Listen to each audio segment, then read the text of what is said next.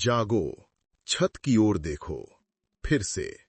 वो एहसास जैसे कुछ तुम्हें नीचे खींच रहा है, एक अदृश्य बेड़ी जो तुम्हें जमीन से जकड़े हुए है।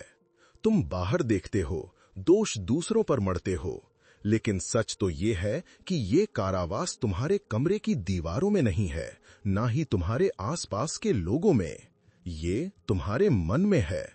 और आजादी की चाबी वो हमेशा तुम्हारे हाथ में रही है। कल्पना करो एक ऐसे व्यक्ति की जिसने दास्ता में भी परम स्वतंत्रता पाई। एपिक्टेटस स्टोइक दार्शनिक ने हमें एक कालातीत सत्य दिया। मनुष्यों को घटनाएं परेशान नहीं करती, बल्कि उन घटनाओं के बारे में मनुष्यों की राय परेशान करती है। कितनी बार तुम खुद को एक ऐसी पटकथा का बंदी पाते हो जो तुमने नहीं लिखी। सहकर्मी से निराशा, ट्रैफिक में झुंझलाहट, वो बेचैनी जो तुम महसूस करते हो। पीड़ित होने की ये मानसिकता एक अदृश्य लंगर है जो तुम्हारी प्रगति को रोकता है, तुम्हारी सक्रियता छीन लेता है और वास्तविक समाधान खोजने की तुम्हारी क्षमता को कमजोर करता है।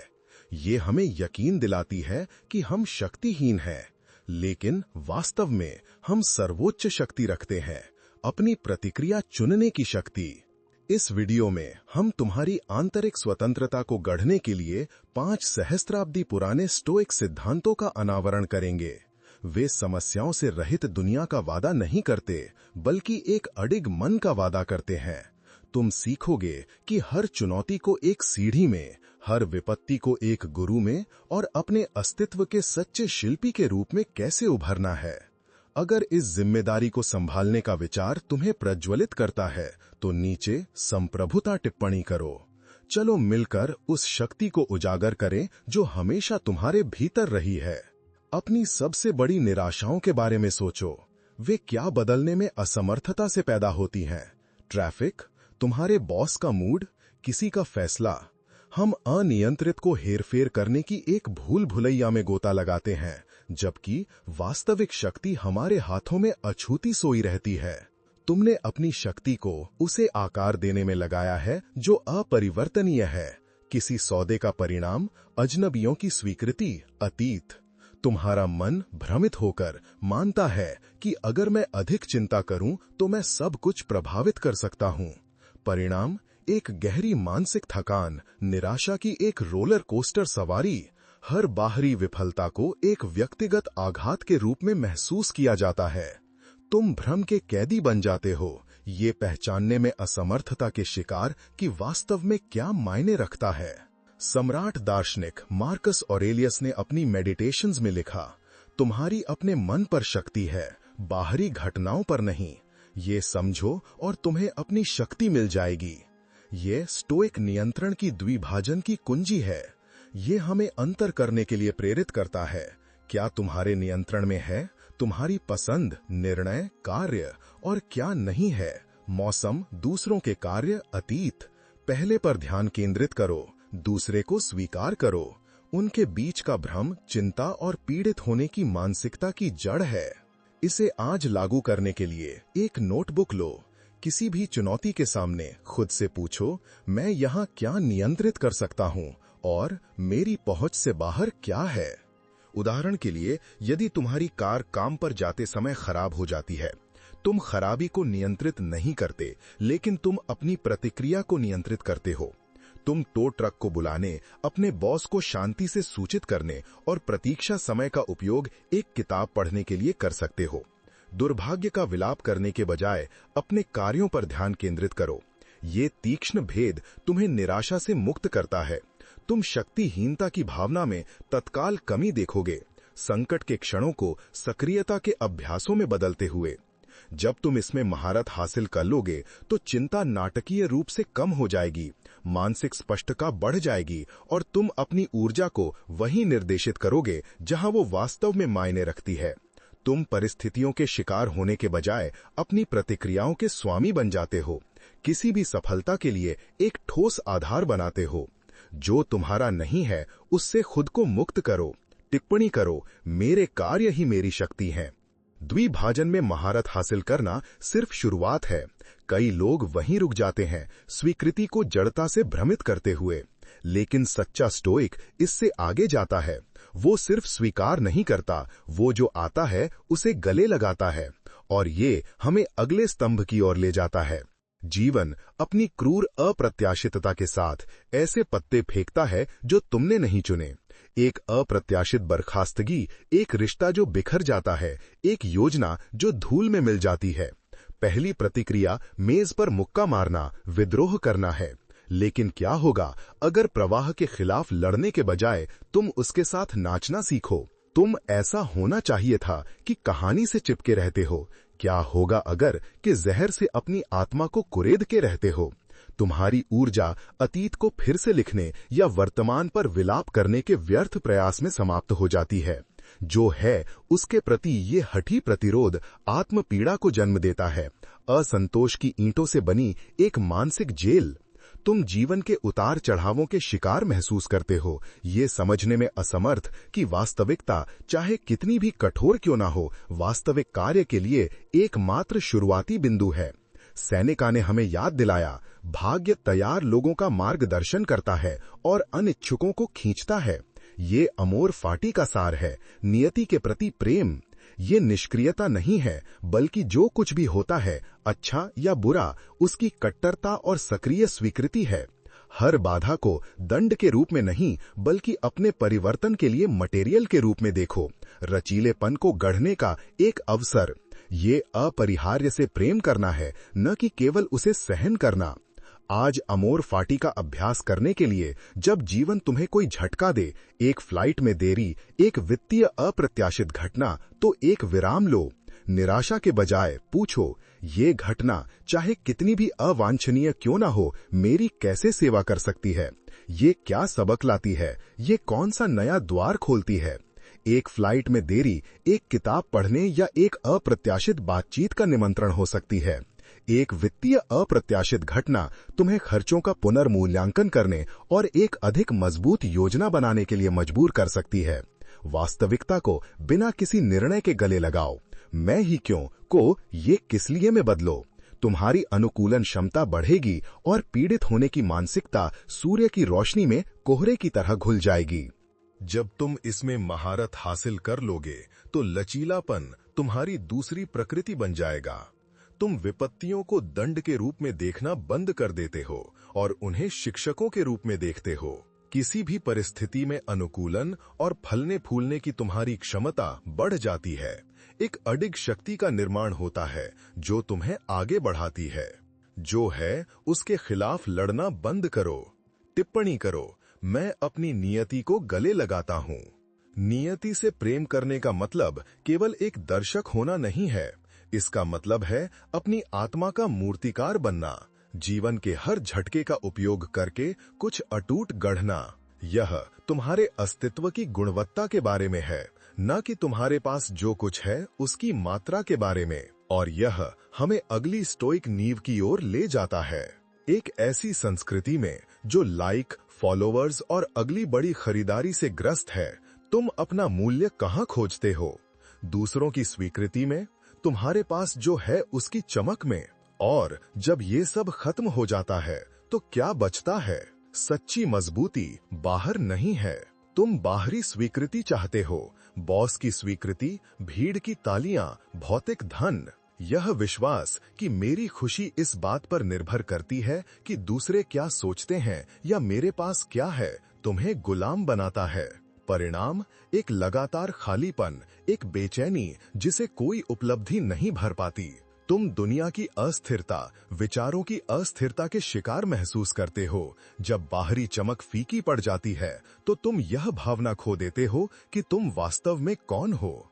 एपिक्टेटस, स्टोइक गुरु जिसने दास्ता की वास्तविकता को जिया, जानता था कि सच्ची स्वतंत्रता मन में निहित है। उसने कहा, यह मत चाहो कि घटनाएं तुम्हारी इच्छानुसार हों, बल्कि चाहो कि घटनाएं वैसे ही हों जैसे होती हैं और तुम खुश रहोगे। स्टोइक लोगों के लिए सद्गुण, ज्ञान, साहस, न्याय, संयम एकमात्र सच्चा कल्याण है। यह एकमात्र खजाना है जिसे कोई नहीं चुरा सकता। एक पूर्ण जीवन की नींव।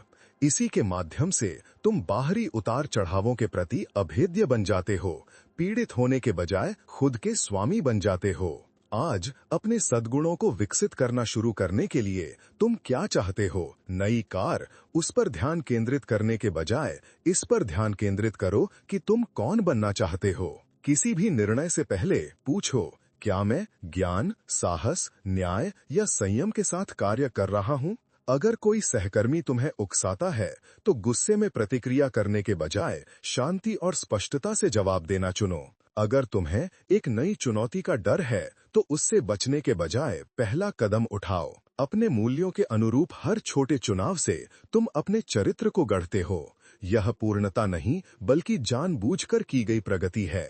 तुम्हारा आत्मविश्वास बढ़ेगा और आत्मसम्मान तुम्हारा सबसे बड़ा इनाम होगा। जब तुम सद्गुणों के अनुसार जीना शुरू कर दोगे, तो तुम्हारी नैतिक दिशा सूचक एक अडिग प्रकाश स्तंभ बन जाएगा।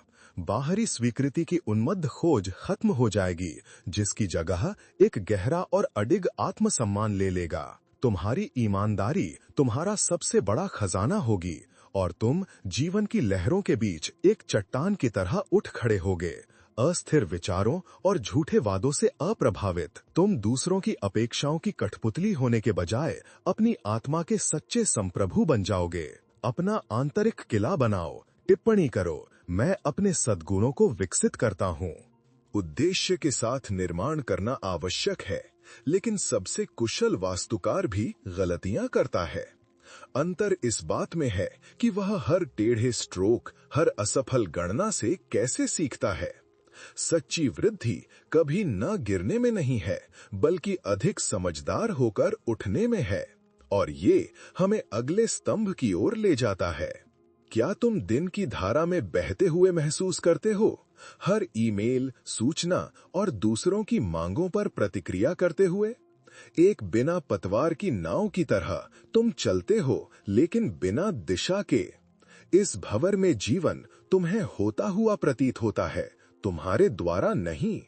यह अपनी इच्छा को लंगर डालने का समय है।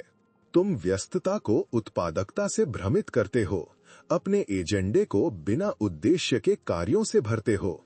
यह विश्वास कि हमेशा व्यस्त रहना प्रगति है, तुम्हें कैद करता है। परिणाम पुरानी थकान, समय के चोरी होने का एहसास और लक्ष्यों में प्रगति न कर पाने की निराशा। तुम समय की कमी, अत्यधिक काम के बोझ के शिकार महसूस करते हो, जबकि सच ये है, इरादे की कमी तुम्हें जड़ता में फंसाए रखती है।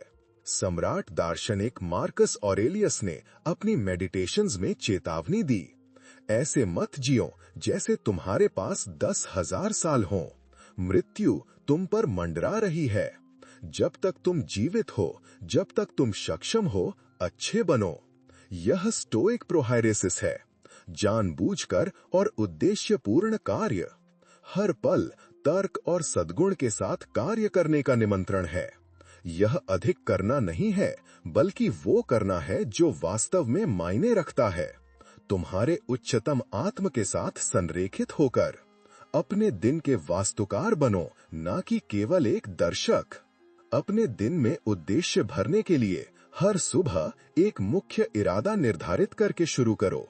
पूछो, सबसे महत्वपूर्ण कार्य क्या है जो आज करने पर मुझे मेरे सबसे बड़े लक्ष्य के एक कदम और करीब ले जाएगा। उदाहरण के लिए, ईमेल जांचने के बजाय परियोजना X के लिए महत्वपूर्ण ईमेल का जवाब देने को परिभाषित करो। अगर ये कुछ निष्क्रिय है, जैसे फीड स्क्रॉल करना, तो पूछो, क्या यह मेरे इरादे के अनुरूप है? अगर नहीं, तो पुनर्निर्देशित करो। हर कार्य का एक स्पष्ट क्यों होना चाहिए। तुम टालमटोल में 40% की कमी और अपने समय पर नियंत्रण की भावना में रोचक वृद्धि देखोगे। जब तुम इसमें महारत हासिल कर लोगे, तो हर दिन एक कैनवस बन जाता है, जहां तुम अपने जीवन को उद्देश्य के साथ चित्रित करते हो। तुम परिस्थितियों द्वारा खींचे जाने के बजाय अपने भाग्य के सक्रिय वास्तुकार बन जाते हो। तुम्हारी सक्रियता बढ़ती है और तुम नियंत्रण और अचीवमेंट की गहरी भावना का अनुभव करते हो, जड़ता के कारण पीड़ित होने की मानसिकता को पार करते हुए। प्रतिक्रिया बंद करो, टिप्पणी करो, मैं अपना दिन बनाता हूँ। उद्देश्य के साथ निर्माण करना आवश्यक है, लेकिन सबसे कुशल वास्तुकार भी गलतियां करता है। अंतर इस बात में है कि वह हर टेढ़े स्ट्रोक, हर असफल गणना से कैसे सीखता है। सच्ची वृद्धि कभी न गिरने में नहीं है, बल्कि अधिक समझदार होकर उठने में है। और ये हमें हमारे अंतिम स्तंभ की ओर ले जाता है। क्या तुमने कभी ऐसा दिन समाप्त किया है जिसमें यह एहसास हुआ हो कि यह बस एक और दिन था? घटनाओं का एक अर्थहीन क्रम, बिना किसी सीख के। वही गलतियां दोहराई जाती हैं, वही बिना सोची समझी प्रतिक्रियाएं। तुम ऑटो पायलट पर जीते हो, लेकिन जीवन की यात्रा आंखें बंद करके तय करने के लिए नहीं है। तुम अपने व्यवहार के पैटर्नों का सामना करने से बचते हो, यह मानते हुए कि जो बीत गया सो बीत गया। यह विश्वास कि समस्याओं को नजरअंदाज करने से वे गायब हो जाएंगी, तुम्हें मूल्यवान सबक सीखने से रोकता है। परिणाम, दोहराव का एक चक्र। हमेशा पुराने ट्रिगर्स पर उसी तरह प्रतिक्रिया करना, बदलने में असमर्थता के कारण पीड़ित होने की भावना को मजबूत करना। तुम खुद को उन्हीं दुखों को फिर से जीने के लिए अभिशप्त करते हो, क्योंकि तुम अंदर देखने से मना करते हो। सेनेका प्रतिदिन एक आत्मनिरीक्षण का अभ्यास करता था। जब प्रकाश हटा दिया जाता है और मेरी पत्नी, जो मेरी आदत से पहले से ही वाकिफ है, शांत हो जाती है, तो मैं अपने पूरे दिन का मूल्यांकन करता हूं और अपने कार्यों और शब्दों की समीक्षा करता हूं। यह स्टोइक डायरी का सार है। यह कोई विलासिता नहीं, बल्कि एक आवश्यकता है। यह तुम्हें तर्क के साथ सफलताओं और विफलताओं की पहचान करने और सुधारों की योजना बनाने की अनुमति देता है। यह पीड़ित होने की मानसिकता के चक्र को तोड़ने का सबसे शक्तिशाली उपकरण है। हर अनुभव को विकास और निरंतर सीखने के उत्प्रेरक में बदलता है। आज स्टोइक डायरी को लागू करने के लिए सोने से पहले 10 मिनट निकालो। एक नोटबुक में इस पर विचार करो। 1. मैंने क्या अच्छा किया? मैंने कहां सद्गुणों के साथ कार्य किया? 2. मैं कहां असफल रहा? मैंने कहां नियंत्रण खो दिया? 3. मैं कल कैसे सुधार कर सकता हूं? कौन सा शिष्ट कार्य? उदाहरण के लिए, यदि तुमने अधीरता से प्रतिक्रिया की, तो ट्रिगर को नोट करो और अधिक शांत प्रतिक्रिया की योजना बनाओ। यह निरंतर आत्म-मूल्यांकन तुम्हें स्पष्टता देगा, गलतियों की पुनरावृत्ति को 50% तक कम करेगा और हर दिन को तुम्हारे विकास के लिए एक मूल्यवान पाठ में बदल देगा। दोहराव के कारण पीड़ित होने की मानसिकता को खत्म करेगा। जब तुम इसमें महारत हासिल कर लोगे, तो आत्मज्ञान गहरा हो जाता है और तुम अपनी सीखने की गति को घातीय रूप से बढ़ाते हो। तुम वही गलतियां करना बंद कर देते हो और अपने ही मन के एक चौकस दर्शक बन जाते हो। हर अनुभव को, अच्छा या बुरा, अपने विकास के लिए एक सीढ़ी में बदलते हुए पीड़ित होने की मानसिकता को निरंतर और जानबूझकर विकास से बदल दिया जाता है। अंदर देखो, कमेंट करो, मैं चिंतन करता हूं और विकसित होता हूं। हम पीड़ित मानसिकता को खत्म करने की यात्रा के अंत तक पहुंच गए हैं। हमने 5 स्टोइक स्तंभों को दोहराया। बाहरी नियंत्रण के भ्रम को उजागर करना, जो तुम्हारा है उस पर ध्यान केंद्रित करना, जो है उससे प्रेम करना, अमोर फाटी, हर झटके को स्वीकार करना और बदलना, सद्गुणों की अटूट ढाल बनाना, तुम्हारा आंतरिक किला, उद्देश्य और इरादे के साथ कार्य करना, अपने दिन का वास्तुकार बनना और अपनी आत्मा के दर्पण डायरी का उपयोग करना, अपने अस्तित्व को लगातार परिष्कृत करने के लिए। ये तुम्हारी स्वतंत्रता के उपकरण हैं। तुम अब हवा में उड़ता पत्ता नहीं हो, तुम गहरी जड़ों वाले पेड़ हो जो भिखता है पर टूटता नहीं। तुम परिस्थितियों के शिकार होने के बजाय अपने चरित्र के सचेत वास्तुकार बन गए हो। तुम्हारा मन, जो पहले एक युद्ध का मैदान था, अब शांति और उद्देश्य का एक पवित्र स्थान है। अनियंत्रित का डर घुल गया है, जिसकी जगह स्वीकृति और जानबूझकर की गई कार्य की शांत शक्ति ने ले ली है। तुम भाग्य का इंतजार नहीं करते, तुम इसे पल पल गढ़ते हो, स्टोइक लोगों की बुद्धिमत्ता के साथ। अगर इस संदेश ने तुम्हें प्रभावित किया है और जिम्मेदारी की लौ जलाई है, तो इसे लाइक करो ताकि और आत्माएं इस संप्रभुता को खोज सकें। नीचे टिप्पणी करो कि तुम 5 स्तंभों में से किसे पहले खड़ा करोगे। तुम्हारा अनुभव प्रेरित कर सकता है। इस वीडियो को उन लोगों के साथ साझा करो जो इस स्वतंत्रता की तलाश में हैं, और अपने अडिग मन को गढ़ना जारी रखने के लिए चैनल को सब्सक्राइब करो और सूचनाएं चालू करो। साथ मिलकर हम और मजबूत हैं। याद रखो, सच्ची मजबूती दीवारों में नहीं बल्कि मन में है। अपना आंतरिक साम्राज्य खड़ा करो।